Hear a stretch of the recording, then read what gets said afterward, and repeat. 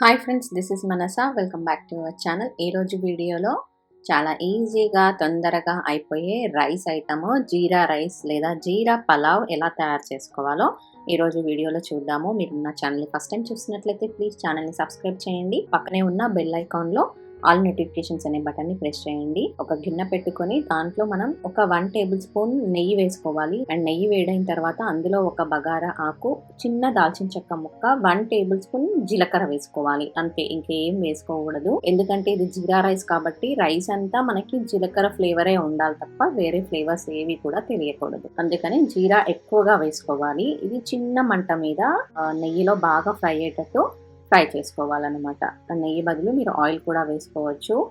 ఇలా స్లో ఫ్లేమ్లో ఫ్రై చేసుకోవడం వల్ల జీలకర్ర ఫ్లేవర్ అంతా కూడా మనకి నెయ్యిలోకి వచ్చేస్తుంది. ఆ తర్వాత ఒక పచ్చిమిర్చిని కట్ చేసి వేసుకోవాలి, కొంచెం పుదీనా వేసుకోవాలి. ఈ రెండింటిని కూడా ఫ్రై చేసుకోవాలి. ఆ తర్వాత ముందుగానే నానబెట్టుకున్న రైస్, 1 గంట సేపు నానబెట్టుకున్నాను నేను. ఆ తర్వాత వాటర్ పంపేసి ఆ రైస్ని ఇందులో వేస్తున్నాను.